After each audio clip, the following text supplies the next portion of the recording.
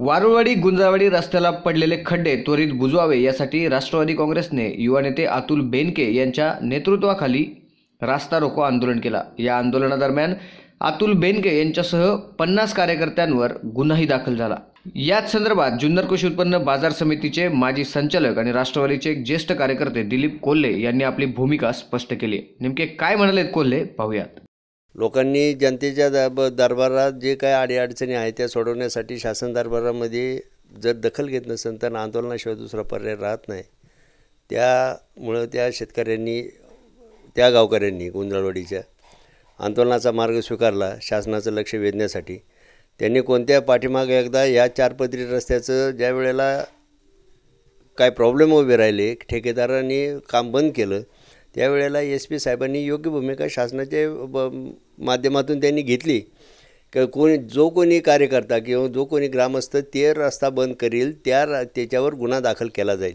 इथं काही रस्त्याचं काम काय कोणी अडवलं नाही, थांबवलं नाही, रस्ताच चालू नाही, रस्ता खराब झाला आहे। त्याच्या संदर्भामध्ये होणाऱ्या शेतकऱ्यांच्या अडीअडचणी, विद्यार्थी वर्गाच्या अडचणी आणि असणाऱ्या ग्रामस्थांच्या जाण्या येण्याच्या संदर्भामध्ये जे काय धोकादायक अपघाताच्या सारख्या स्वरूपात काही गोष्टी घडू नये म्हणून ग्रामस्थांनी शासनाचं लक्ष वेधण्यासाठी रस्ता रोको आंदोलन केलं। पाठीमागे एकदा समजा रस्ता खराब झाला, मागं बेनके साहेब आमदार असताना रस्ता झाला, एका ठेकेदारांनी तो रस्ता व्यवस्थेने काय केला नाही। लोकांनी बेनके साहेबांकडे तक्रार केली। बेनके साहेबांनी त्या ठेकेदाराला अधिकाऱ्यांना बोलून त्या रस्त्याचं काम पुन्हा करायला लावलं। त्यावेळेला ही भूमिका लोकप्रतिनिधींनी सगळ्यांनीच घेतली पाहिजे, कारण ग्रामपंचायत सदस्यापासून तर लोकसभेच्या खासदारापर्यंत सर्वांची जी भूमिका आहे जनता आणि शासन याचं मध्यस्थ म्हणून काम करण्याचं किंवा त्यांच्या अडीअडचणी सोडवण्यासाठी काम करण्याचं काम ह्या लोकप्रतिनिधींनी केलं पाहिजे। आणि जी भूमिका घेतलेली आहे त्या गुंजाळवाडीच्या ग्रामस्थांनी त्याच्या संदर्भामध्ये माझा त्यांना 100% पाठिंबा राहील, कारण त्या किती अडचणी आहेत ह्या मला जवळून माहिती आहे।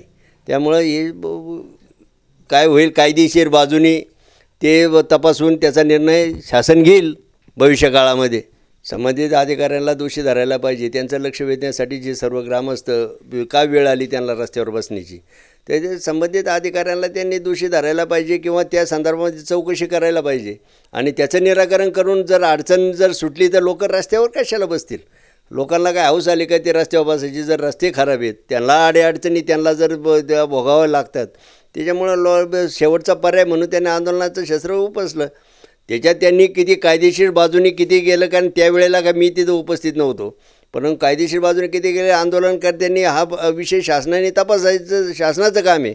परंतु एक गोष्ट या अडचणी सोडवण्यासाठी त्यांचे अधिकारी उपस्थित राहिलेत, त्यांनी त्यांना निवेदन दिलं, ते निवेदन स्वीकारलं, नंतर गुन्हा दाखल करायचं तसं काहीच कारण नव्हतं लोकांवर। लोकप्रतिनिधींनी दखल घ्यायला पाहिजे होती। त्यांनी तिथं आंदोलनकर्त्यांना भेटून त्यांच्या संदर्भामध्ये काय निर्णय लगेच तातडीने घेता येईल का नाही या संदर्भामध्ये पाठपुरावा करण्याचं आश्वासन त्यांनी स्वतः द्यायला पाहिजे होतं। तसं झालं नाही, अधिकाऱ्यांनी दिलं, त्यांनी खड्डे बुजवायचं याचं त्याचं काम चालू केलं। आता परवा आमचं नॅशनल हायवेचं काम चालू असताना काय व्यापाऱ्यांनी असणाऱ्या संपूर्ण नारायणगाव वारुळवाडीच्या ग्रामस्थांनी ते काम थांबवलं। क्वालिटी कंट्रोल हा एक मोठा विषय। या निमित्ताने माझं एवढं सांगणं आहे शासनाने किंवा त्या अधिकाऱ्यांनी या संदर्भात हे केलं पाहिजे। एखाद्याचं समजा संशयास्पद जर मृत्यू झाला तर त्याचं पोस्टमार्टम करून त्याचा विसरा राखून ठेवला जातो, पण ह्या पुढच्या काळामध्ये अशी वेळ आलेली आहे का रस्त्याचं काम चालू असताना क्वालिटी कंट्रोलचं शासनाचं जे काही केंद्र आहे त्या ठिकाणी ते काम चालू असताना त्यांनी ते सॅम्पल ठेवून त्याचा रिपोर्ट तपासूनच त्या ठेकेदाराला काम करण्याला परवानगी द्यायला पाहिजे। पोलीस डिपार्टमेंटने जे गुन्हे दाखल केले ते मग काय केले, कोणत्या कायद्याअंतर्गत केले याचा मला सांगता येणार नाही, परंतु ग्रामस्थांनी जे पद्धतीने ज्या कारणासाठी आंदोलन केलं त्याचं फलित म्हणून त्या अधिकाऱ्यांनी त्याचं निराकरण करणं गरजेचं होतं। पोलिसांनी गुन्हे दाखल करण्याच्या ऐवजी त्या सर्व आंदोलकांना बोलावून किंवा त्यांना समक्ष तिथं भेट देऊन त्याच वेळेला त्यांच्यावर काय कारवाई करायची किंवा कशा पद्धतीने केलं त्याचा रिपोर्ट त्या शासन दरबारी पोलीस स्टेशनने पाठवायला पाहिजे होता।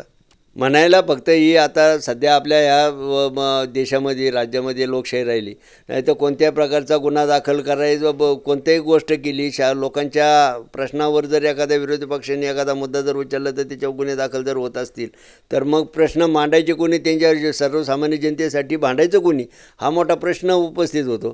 तर या संदर्भामध्ये शासनाने आंदोलन झाल्यानंतर सकारात्मक भूमिकेतून शासनाने त्याच्याकडे पाहिलं पाहिजे.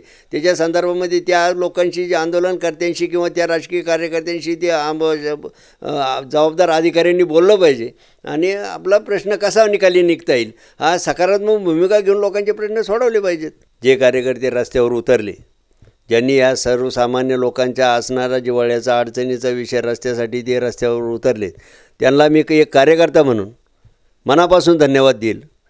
आणि पोलीस डिपार्टमेंटनी जी काही भूमिका घेतली ती चांगल्या कर्तव्यदक्ष डिपार्टमेंट असल्यामुळे त्यांचे तो भाग नंतरचा आहे. परंतु आज मी तिला ज्या कार्यकर्त्यांनी रस्त्यावर उतरून आंदोलनाची पवित्रा घेतला त्यांना धन्यवाद. जर रस्त्याला खड्डेच पडले नसते तर हे आंदोलन करण्याची वेळ आली नसती आणि पोलिसांनासुद्धा गुन्हे दाखल करण्याची वेळ आली नसती. याचासुद्धा लोकप्रतिनिधींनी आणि सर्वसामान्य लोकांचा विचार करून शासनाने निर्णय घ्यावा एवढंच मी शेवटी सांगेल.